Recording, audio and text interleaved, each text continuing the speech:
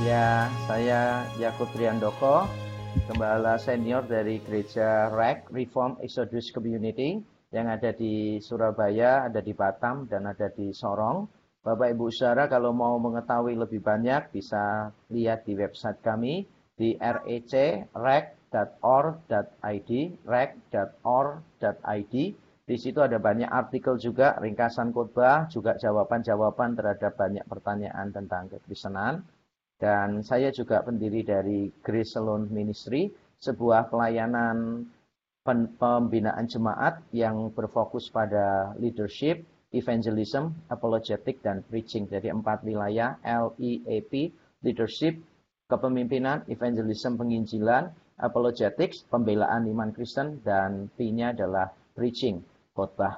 Nah, itu saja perkenalan dari saya. Saya sungguh bersyukur bisa ada di tempat ini bersama dengan Bapak Ibu Saudara sekalian, dan kita bisa walaupun tidak berjumpa secara langsung, tapi kita percaya bahwa Roh Kudus ada di tengah-tengah kita, dan Roh Kudus akan berbicara kepada kita. Mari kita menyiapkan hati kita berdoa terlebih dahulu.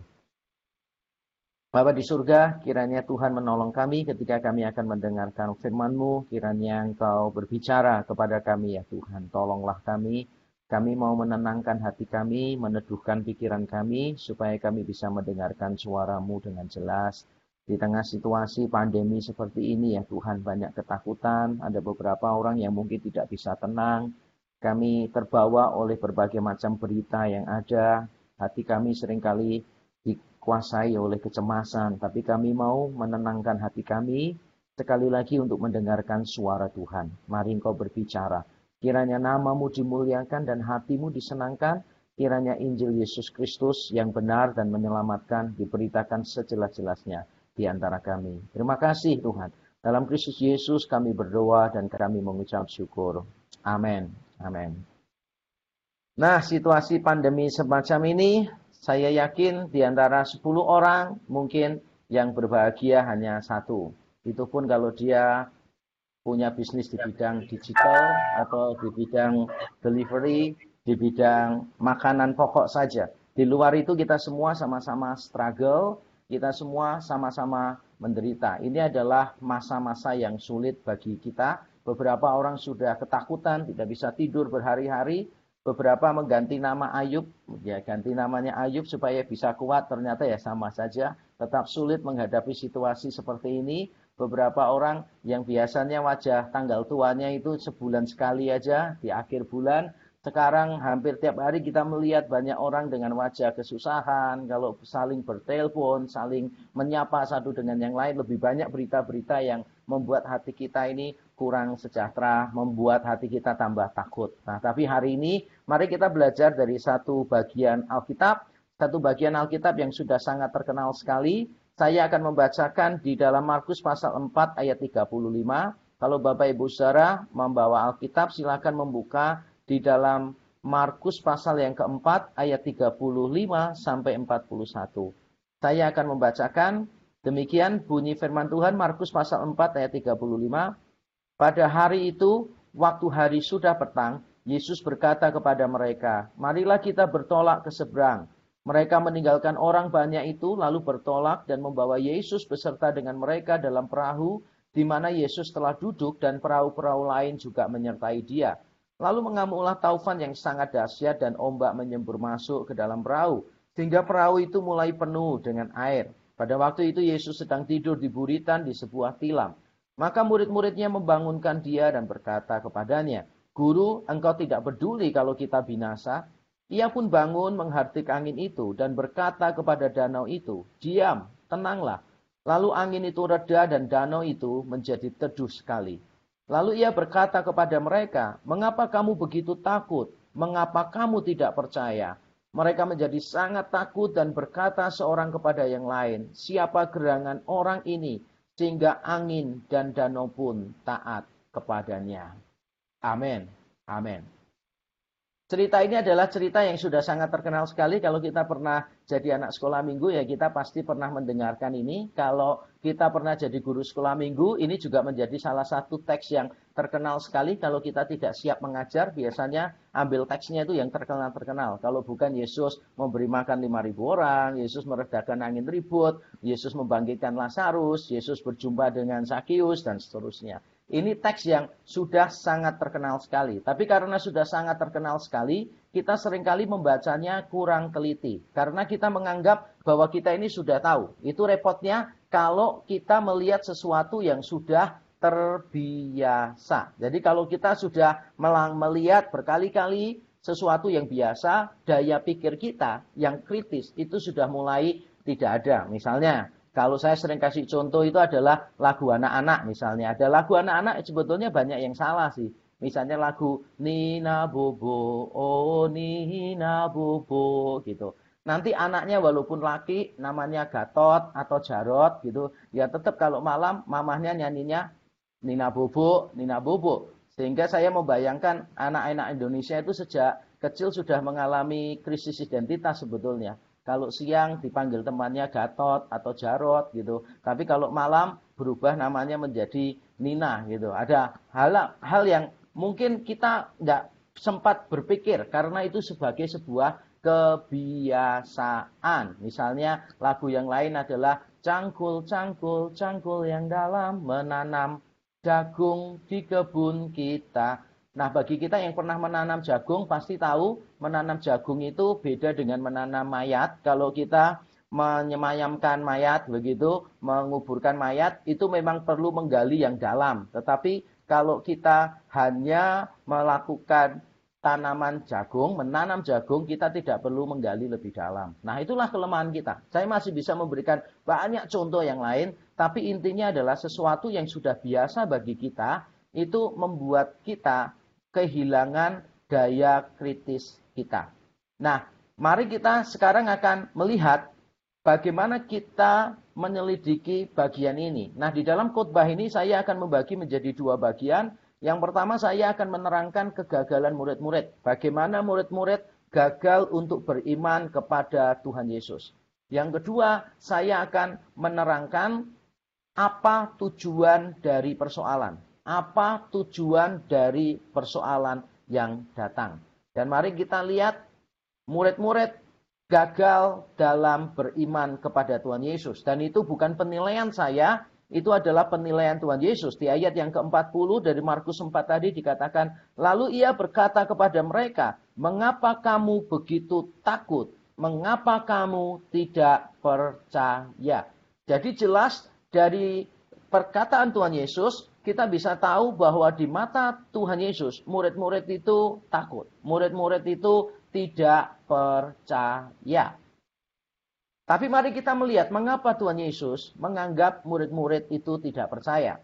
Nah, mungkin kita akan mengalami kesulitan untuk menilai orang lain, tetapi ini adalah penilaian Tuhan Yesus terhadap murid-murid. Dan Alkitab teks yang kita baca tadi memberikan petunjuk yang cukup jelas.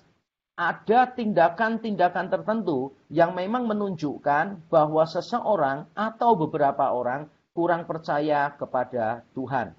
Yang pertama adalah murid-murid itu kurang memperhatikan perkataan Tuhan Yesus. Kurang cermat memperhatikan perkataan Tuhan Yesus. Di ayat yang ke-35, Tuhan Yesus berkata begini, ketika hari sudah mulai petang, Yesus berkata kepada mereka, marilah kita bertolak ke seberang. Marilah kita bertolak ke seberang. Garis bawahi kata kita berarti Yesus dan murid-muridnya. Dan garis bawahi kata ke seberang. Jadi Tuhan Yesus itu sudah memberitahukan kepada murid-muridnya bahwa mereka semua tanpa terkecuali, karena Yesus pakai kata kita akan bertolak ke seberang. Yesus tidak mengatakan beberapa di antara kita akan sampai ke seberang, tapi kita bertolak ke seberang. Dan Yesus juga sudah menegaskan bahwa mereka itu akan pergi menuju ke seberang. Kalau Tuhan Yesus sudah bilang menuju ke seberang, to the other side, maka itulah yang seharusnya diyakini oleh murid-murid. Bagaimana bisa murid-murid itu ketika terjadi angin ribut, Bagaimana bisa murid-murid itu berpikir bahwa mereka akan mati, tenggelam di tengah lautan? Bagaimana mereka bisa berpikir bahwa mereka itu tidak akan sampai ke seberang? Padahal Tuhan Yesus sendiri mengatakan, marilah kita bertolak ke seberang. Tuhan tidak mengatakan, marilah kita berjalan, berlayar, dan nanti kita lihat hasilnya. Kalau keadaan baik-baik saja ya kita selamat, nanti kita bertolak ke seberang. Mari, kalau tidak ada masalah, ya kita akan sampai ke seberang. Yesus tidak bilang begitu. Yesus mengatakan, marilah kita bertolak ke seberang. Sehingga tidak mungkin mereka tidak sampai ke seberang. Murid-murid gagal untuk memperhatikan perkataan Tuhan Yesus. Kita, berarti semuanya, Yesus dan murid-muridnya akan selamat, dan selamatnya adalah sampai ke seberang. Tetapi murid-murid juga mungkin tidak terlalu memperhatikan ketika Tuhan Yesus mengatakan marilah kita bertolak ke seberang. Tuhan Yesus memang sengaja tidak memberitahukan bagaimana perjalanannya. Tuhan tidak mengatakan demikian. Marilah kita menikmati perjalanan yang indah dan nyaman ini sampai ke seberang. Tuhan juga tidak berkata begitu. Tuhan cuma mengatakan marilah kita berangkat ke seberang. Dia tidak pernah berjanji situasi perjalanannya seperti apa. Nah, itu adalah cara Tuhan sebetulnya untuk melatih iman kita. Ada seorang penulis buku yang bernama Peter Kraft. Di dalam bukunya dia mengatakan satu kalimat yang sampai sekarang saya selalu ingat, dan kalau saya terjemahkan kurang lebih bunyinya adalah begini. Allah sengaja tidak menjelaskan segala sesuatu kepada kita. Jadi Allah tetap menyembunyikan sebagian dari kita karena Allah memberikan ruang bagi kita untuk beriman. Ketidaktahuan merupakan ruang untuk beriman. Kalau semuanya itu sudah jelas dan sudah pasti, seperti 1 tambah 1 sama dengan 2 misalnya, maka kita tidak perlu beriman. Kita beriman dan tidak beriman pun ya tetap akan terjadi. Dan kalaupun kita beriman, itu sebetulnya bukan beriman. Itu karena ya sudah, memang sepatutnya seperti itu. Jadi kalau kita mau dikatakan kita beriman kepada Tuhan, maka kita harus melihatnya bahwa ada ketidaktahuan di situ. Ada ketidaktahuan. Tuhan sengaja tidak menjelaskan segala sesuatunya kepada kita. Misalnya di dalam Roma 8 ayat 28 juga dikatakan Allah turut bekerja dalam segala sesuatu untuk mendatangkan kebaikan. Bagaimana Allah bekerja tidak disebutkan di ayat itu. Kebaikan apa saja yang Allah mau munculkan untuk setiap kita juga tidak dijelaskan di ayat itu. Jadi cara kerja Allah kepada kita itu Allah membuka sebagian sehingga kita itu cukup punya alasan untuk beriman. Allah membuka sebagian supaya kita punya alasan yang cukup untuk beriman. Sebab iman kita itu bukan iman yang buta, bukan live of faith in darkness, bukan lompatan iman di dalam kegelapan, bukan. Iman kita bukan iman yang buta. Jadi iman kita perlu punya alasan. Tetapi kalau segala sesuatu dijelaskan oleh Allah, maka kita tidak punya ruang untuk melatih iman kita. Nah, murid-murid sama. Pada waktu itu Yesus berkata, marilah kita bertolak ke seberang. Dan Yesus sengaja tidak memberitahu apa yang akan terjadi di depan. Dia sengaja tidak mau kasih tahu kepada murid-muridnya. Sehingga murid-muridnya itu diberi ruang oleh Yesus untuk beriman. Dia hanya mengatakan bertolak ke seberang saja. Tapi dia tidak menjelaskan bagaimana perjalanannya. Nah, situasi kita sama seperti situasi murid-murid pada waktu itu sebetulnya. Kita sedang menghadapi badai dan kita sebetulnya tidak bisa memprediksi badai ini.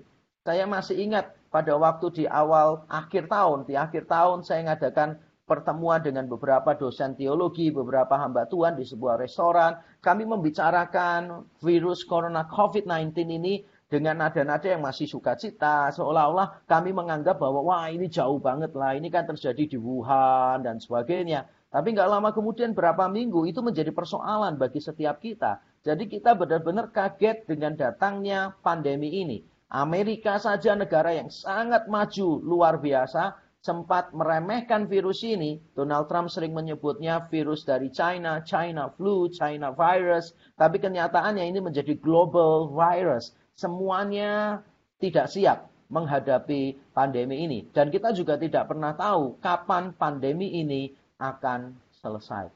Tapi itulah gunanya ketidaktahuan. Ketidaktahuan memberikan ruang untuk latihan iman. Tapi murid-murid telah gagal. Dan mungkin saya, mungkin saudara juga telah gagal. Karena kita selalu bertanya kepengen kejelasan. Kepengen semuanya 100% jelas. Baru kita percaya. Itu bukan iman sebetulnya. Itu keniscayaan. Itu kepastian yang kita nggak bisa hindari kalau begitu. Namanya iman ya berarti ada ruang untuk ketidaktahuan. Nah, murid-murid sekali lagi telah gagal menyatakan iman kepada Tuhan karena yang pertama mereka tidak memperhatikan perkataan Tuhan dengan serius. Mereka tidak memperhatikan perkataan Tuhan dengan cermat. Itu adalah tanda yang pertama dari orang yang kurang beriman. Yang kedua, mengapa murid-murid dikatakan mereka itu penakut dan tidak beriman? Karena mereka ini mengupayakan sendiri. Jadi mereka itu berusaha dengan kekuatannya sendiri. Saya bacakan ayat 37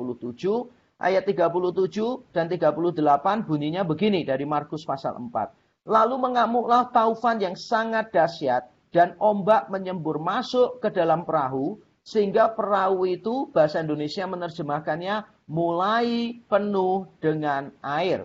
Pada waktu itu Yesus sedang tidur di buritan di sebuah tilam, maka murid-muridnya membangunkan dia. Perahu itu mulai penuh dengan air dan murid-murid membangunkan Yesus. Bahasa Indonesia menerjemahkannya begitu. Tapi kalau kita lihat di dalam bahasa asli Alkitab dan beberapa versi bahasa Inggris juga dengan tepat menerjemahkan, sebetulnya perahunya itu bukan sudah mulai penuh dengan air, bukan mulai, tapi ada kata sudah penuh dengan air. Sudah penuh dengan air. Jadi bukan mulai penuh, tapi memang sudah penuh. Pada saat perahu itu sudah penuh dengan air dan mereka yakin sebentar lagi pasti akan tenggelam, baru mereka membangunkan Yesus. Nah, pertanyaannya adalah, pada waktu pertama kali angin ribut itu terjadi, apa yang dilakukan oleh murid-murid? Apa kira-kira yang dilakukan oleh murid-murid? Saya yakin yang dilakukan oleh murid-murid, karena sebagian besar di antara mereka itu adalah para nelayan yang handal dari Galilea, Petrus, Yakobus, Andreas, Simon, dan sebagainya. Mereka adalah orang-orang yang terampil. Mereka adalah nelayan yang hebat. Maka saya menduga bahwa yang mereka lakukan adalah mengatasi persoalan itu sendiri. Jadi ketika ada angin ribut, mereka mungkin merasa, tenang sajalah, kita kan sudah pengalaman. Ketika mulai air sedikit demi sedikit masuk, mereka juga berusaha untuk, ini sudah biasalah, kita kan sebagai nelayan, kita sering menghadapi hal-hal yang semacam ini. Walaupun mereka tidak sadar bahwa keadaan akan menjadi semakin buruk. Jadi murid-murid ini tidak beriman karena mereka berusaha untuk menyelesaikan semuanya dengan usaha mereka sendiri. Setelah perahu itu penuh dengan air, bukan mulai penuh, tapi penuh dengan air dan keadaan tidak dapat dikontrol, maka mereka baru mencari Tuhan. Jadi sebetulnya mereka itu merasa mereka yang berhak untuk mengontrol hidup, bukan Tuhan. Ketika mereka tidak berkuasa lagi untuk mengontrol, baru mereka mencari Tuhan. Dan itulah ironisnya, banyak orang Kristen, kalau dalam khotbah-khotbah saya selalu mengatakan, banyak orang Kristen menggunakan Tuhan untuk menggenapi tujuan hidup mereka. Dan bukannya menggunakan hidup mereka untuk menggenapi tujuan Tuhan. Dan itu ironis sekali. Orang-orang yang kelihatannya kalau menyanyi sungguh-sungguh, kelihatannya kalau beribadah itu begitu bersemangat. Tapi kenyataannya adalah mereka adalah orang-orang yang menggunakan Tuhan untuk menggenapi tujuan hidup mereka. Dan bukan sebaliknya. menggunakan hidup mereka untuk menggenapi tujuan Tuhan. Nah, kita ini perlu memperhatikan hal-hal yang semacam ini. Banyak orang sebetulnya menganggap Tuhan itu bukan sebagai bagian yang esensial, apalagi yang fundamental di dalam hidup mereka. Mereka menganggap bahwa Tuhan itu ya salah satu dekorasi aja. Kalau kita butuh, kita pakai. Kalau kita tidak butuh, ya sudah. Dan itulah kenyataannya.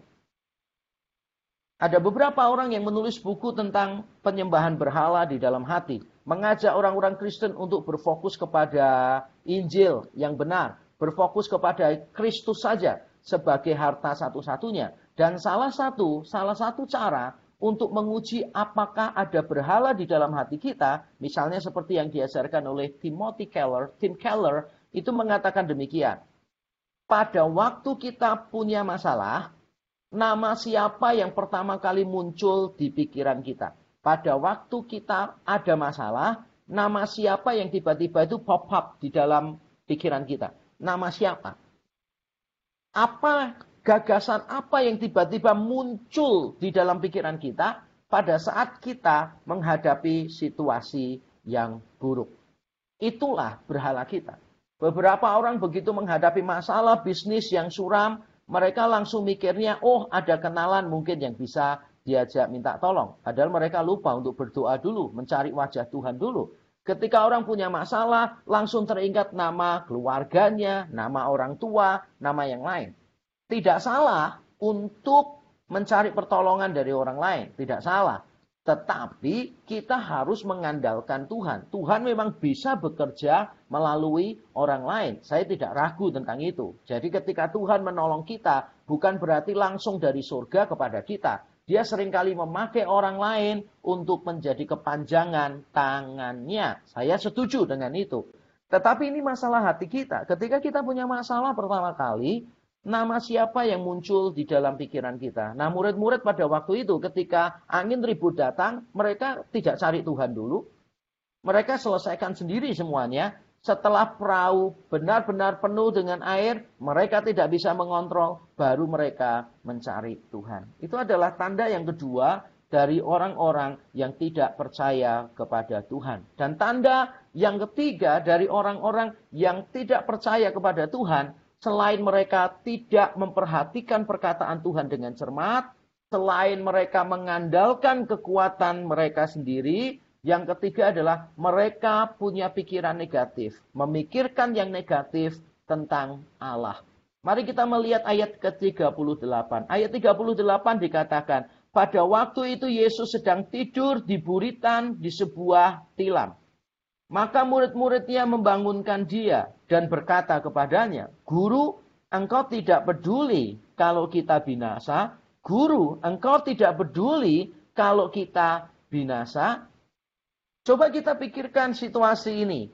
Murid-murid menghadapi angin ribut, mereka sudah berusaha dengan kekuatan sendiri, mungkin mereka membuang airnya, mungkin mereka mulai memasang layar, mungkin mereka mulai berusaha untuk menyesuaikan dengan arah angin dan sebagainya. Saya tidak terlalu menguasai dunia nelayan atau pelayaran. Tapi mereka mengupayakan semuanya, akhirnya gagal. Akhirnya gagal, mereka membangunkan Yesus. Nah, pada waktu mereka membangunkan Yesus, bayangkan seandainya Bapak Ibu Saudara adalah murid-murid waktu itu, sedang ketakutan karena semua usaha yang dilakukan tampaknya tidak berhasil. Ketika membangunkan Yesus, seharusnya kata pertama yang Bapak Ibu Saudara katakan kepada Yesus apa? Kira-kira kata pertama apa yang Bapak Ibu Saudara akan katakan kepada Tuhan Yesus? Saya menduga kita akan menjawab, Guru, tolonglah kami. Guru, tolonglah kami. Itu harusnya perkataan dari orang yang sudah merasa tidak mampu lagi. Ketika murid-murid tidak mampu lagi menguasai perahu mereka karena penuh dengan air, seharusnya mereka dengan rendah hati datang kepada Yesus dan minta tolong kepada Tuhan Yesus. Tapi yang dilakukan murid-murid bukan itu. Mereka membangunkan Yesus dan mereka berkata begini, Guru, engkau tidak peduli kalau kita mati. Guru, engkau tidak peduli kalau kita binasa. Bayangkan, Bapak Ibu Saudara, Ketika orang terpuruk, tidak mampu mengontrol segala sesuatunya, seharusnya yang dia lakukan adalah dia datang tertunduk, dia datang berserah penuh kepada Allah. Tapi ternyata manusia memang terlalu sombong, bahkan untuk bersandar penuh kepada Allah. Sehingga murid-murid datang membangunkan Yesus, dan murid-murid memarahi Tuhan, menegur Tuhan. Bukan cuma menegur, tapi mereka punya pikiran negatif tentang Tuhan. Dan mereka berkata, Guru, engkau tidak pedulikah jika kita binasa? Ketika kita menghadapi persoalan hidup kita, ketika kita kehilangan kontrol atas keadaan, kita juga seringkali berpikir yang tidak tentang Allah. Ketika kita sakit dan penyakit kita bertambah parah, kita mulai berpikir, kalau Tuhan mengasihi aku, kenapa penyakitku tambah parah? Ketika bisnis kita mulai amburadul, penghasilan mulai berkurang, jemaat saya ada banyak yang penghasilannya menurun, ada yang 30%, ada yang terjun bebas, lupa bawa payung gitu saudara, sampai 90%, ada yang dipecat dari pekerjaan, ada yang bisnisnya merugi dan sebagainya.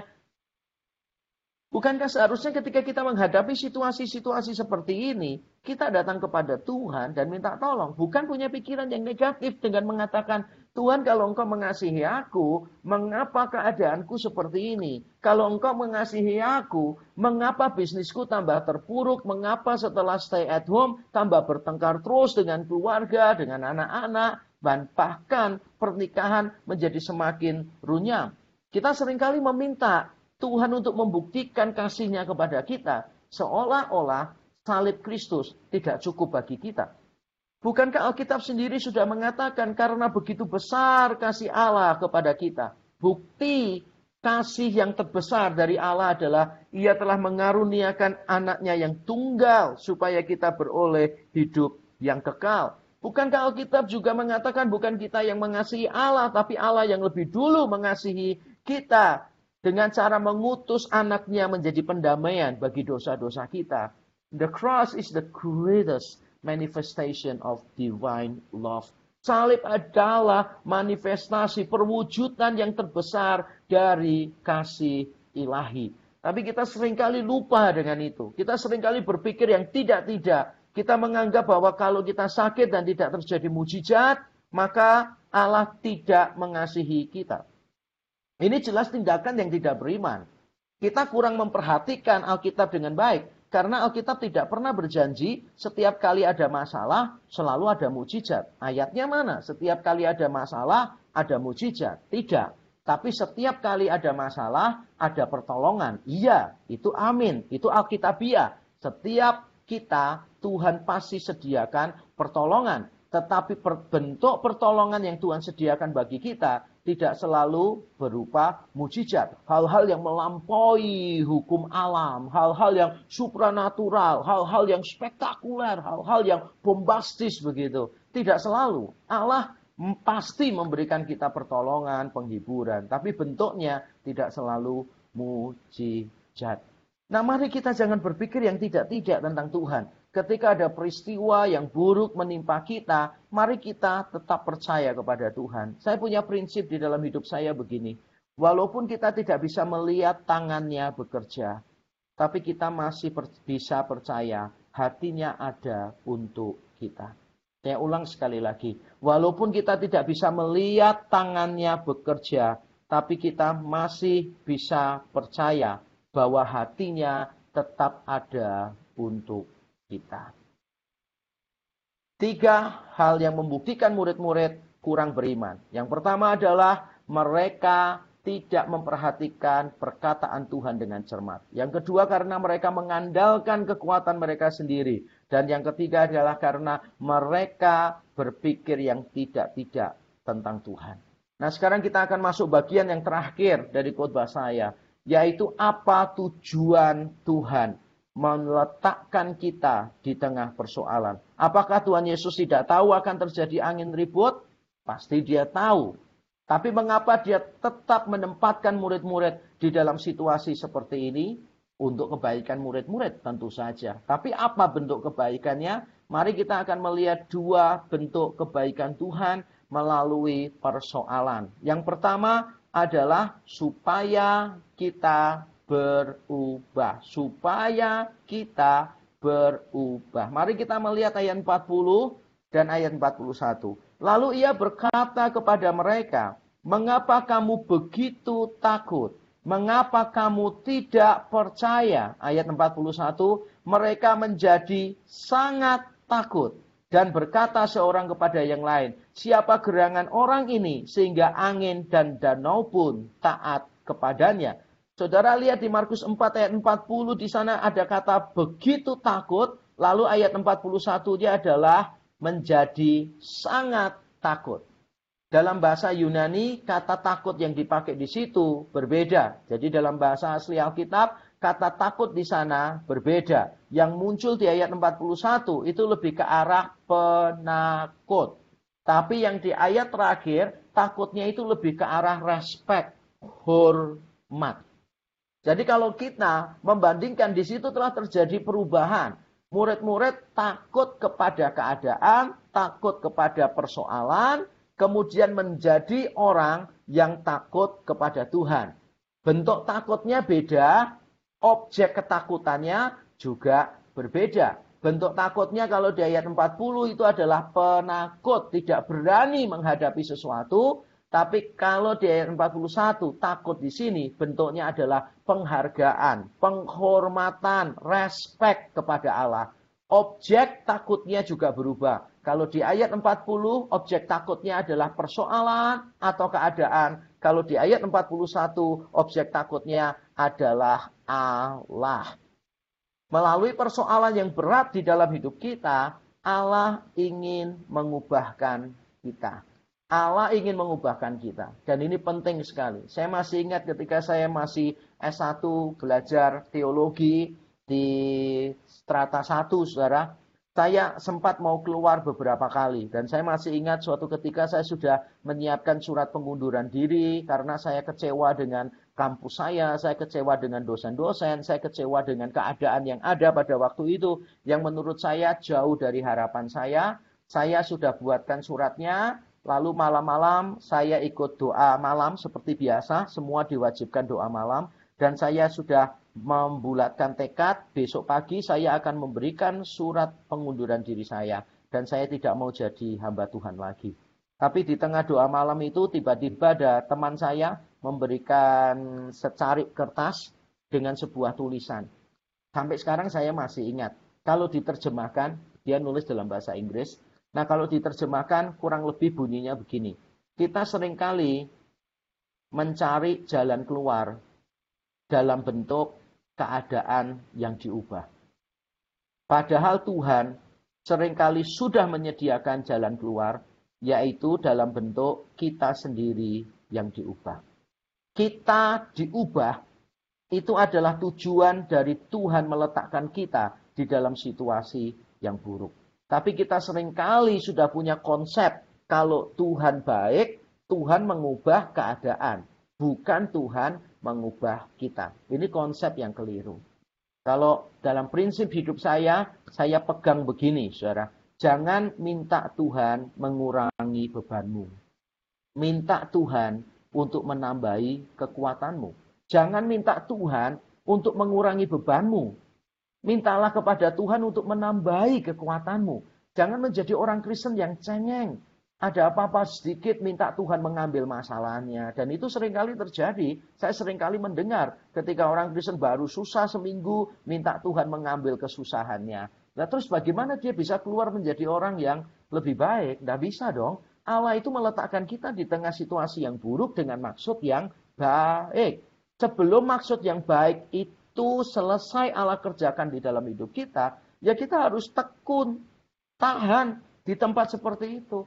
Nah mungkin masa-masa pandemi ini, Tuhan memang ingin mengubahkan banyak hal di dalam hidup kita. Kita yang dulu suka sombong, kita yang dulu berpikir bahwa kita mampu menguasai segala sesuatu, kita mungkin dulu berpikir bahwa analisa kita itu selalu tepat begitu. Di tengah pandemi ini kita baru tahu bahwa semua kelebihan kita seolah-olah tidak ada artinya sama sekali. Jadi tujuan penderitaan, persoalan ada di dalam hidup kita adalah supaya kita berubah. Yang kedua, yang terakhir, tujuan Tuhan meletakkan kita di dalam sebuah persoalan adalah supaya kita semakin mengenal Dia. Supaya kita semakin mengenal Tuhan. Ayat yang ke-40 dan 41 saya baca ulang sekali lagi dari Markus pasal 4. Lalu ia berkata kepada mereka, "Mengapa kamu begitu takut? Mengapa kamu tidak percaya?" Mereka menjadi sangat takut dan berkata seorang kepada yang lain, perhatikan, "Siapa gerangan orang ini sehingga angin dan danau pun taat kepadanya?" Murid-murid sudah ikut Yesus sebelumnya. Dari pasal 1 sampai pasal 4 Injil Markus kita melihat Yesus melakukan banyak mujizat. Mungkin murid-murid mengatakan, "Wow, ini luar biasa, ini nabi yang luar biasa ini. Ini orang yang luar biasa." Yesus memberikan pengajaran-pengajaran yang mendalam. Mungkin mereka berkata, "Wow, ini yang kita nantikan nih. Pengajaran-pengajaran yang hebat. Dia guru moral yang baik. Dia orang yang sangat memperhatikan kebutuhan orang lain." Mungkin itu yang dipikirkan oleh murid-murid. Tapi mereka tidak tahu bahwa yang sedang mereka hadapi bukan manusia. Tetapi Allah yang menjadi manusia. Mereka baru melihat itu ketika Yesus melakukan mujizat yang luar biasa. Yaitu mujizat atas alam. Angin ribut, danau pun dia hadir dan langsung diam seketika. Dan itu membuka pikiran mereka bahwa Yesus itu bukan sekadar nabi yang lain. Bukan sekadar pengajar yang lain. Bukan sekadar guru moral yang lain. Dia memiliki sesuatu yang lebih dari semuanya. Sehingga murid-murid semakin mengenal Tuhan.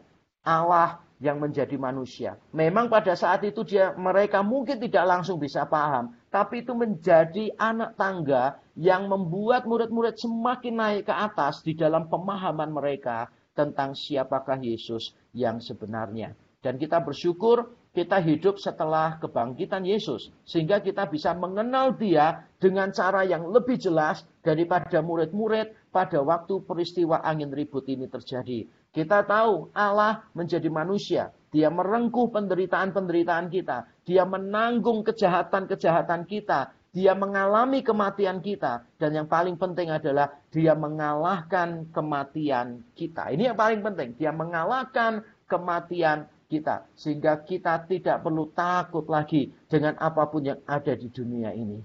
Saya selalu memiliki prinsip ini dan saya ulang-ulang kepada jemaat saya. Persoalan kita yang terbesar yaitu dosa. Sudah dibereskan Tuhan di atas kayu salib. Ketakutan kita yang terbesar yaitu kematian telah dikalahkan Tuhan di dalam kubur yang kosong. Saya ulang sekali lagi. Persoalan kita yang terbesar yaitu dosa. Sudah dibereskan Tuhan di atas kayu salib. Ketakutan kita yang terbesar yaitu kematian. Sudah dikalahkan Tuhan di dalam kubur yang kosong. Kalau persoalan terbesar dan ketakutan terbesar sudah ditangani oleh Tuhan. Dia menang atas persoalan dan ketakutan kita yang terbesar. Masakan kita masih takut lagi dengan hal-hal yang lain. Apakah pandemi ini membuat kita takut? Tidak. Tidak membuat kita takut. Kita percaya Allah memelihara kita. Bahkan kalaupun kita harus mengalami kematian karena pandemi ini, kita tetap tidak akan bisa dipisahkan dari kasih Kristus. Bukanlah Roma pasal 8 mengatakan tidak ada yang bisa memisahkan kita dari kasih Kristus. Bukan pedang, bukan maut. Apapun yang terjadi, no matter what happens in this world, tidak akan bisa memisahkan kita dari kasih Kristus. Tidak ada satu orang pun, satu pribadi pun yang bisa untuk mengalahkan kita, mengambil kita dari tangan Kristus. Dan itulah yang membuat kita tenang. Kita tenang bukan karena persoalan-persoalan kita dibereskan oleh Tuhan. Bukan. Kita tenang karena kita tahu bahwa persoalan terbesar sudah dibereskan. Kita tenang bukan karena ketakutan-ketakutan kita semua diambil oleh Tuhan. Kita tenang karena ketakutan kita yang terbesar sudah dikalahkan Tuhan di dalam kubur yang kosong. Nah, biarlah dengan firman Tuhan ini kita bisa mengubah sikap kita. Tiap kali kita berbincang-bincang dengan orang lain, ketika orang lain menebarkan pesimisme, menebarkan keluhan, kecemasan, ketakutan, biarlah kita sebagai anak Tuhan, kita menebarkan optimisme, kita menebarkan penghiburan, kedamaian, kekuatan kepada orang lain. Karena kita tahu bahwa Allah yang kita sembah adalah Allah yang menjadi manusia, yang mengerti persoalan kita, yang mengalahkan persoalan kita. Karena firman Tuhan ini sungguh menghibur kita. Mari kita tunduk kepala, kita berdoa, menyerahkan pergumulan kita ke dalam tangan Tuhan. Bapa di surga, kami bersyukur ya Tuhan untuk waktu ini. Tuhan masih mau berbicara kepada kami. Kami berdoa kiranya di dalam anugerah-Mu ya Tuhan, Roh-Mu yang kudus, terus mengingatkan firman-Mu ini ke dalam hati kami. Di tengah situasi kami seperti apapun, ajar kami untuk tenang ya Tuhan. Ajar kami untuk tenang dan percaya bahwa Tuhan mengontrol segala sesuatu. Kami tidak minta supaya Tuhan mengambil semua persoalan kami. Tapi kami minta ya Tuhan, supaya Tuhan menambahkan kekuatan kami. Supaya kami tidak lagi menjadi orang Kristen yang cengeng, yang mudah putus asa. Tapi menjadi orang Kristen yang selalu berpaut kepada Tuhan karena kami tahu bahwa Tuhan kami bisa diandalkan. Karena Tuhan telah menjadi manusia, mengalahkan ketakutan kami yang terbesar yaitu kematian, membereskan persoalan kami yang terbesar yaitu dosa. Dan kami aman di dalam Kristus Yesus, Juru Selamat kami. Terima kasih ya Tuhan untuk firman-Mu di dalam Kristus Yesus Tuhan. Kami berdoa dan bersyukur. Amin. Yesus.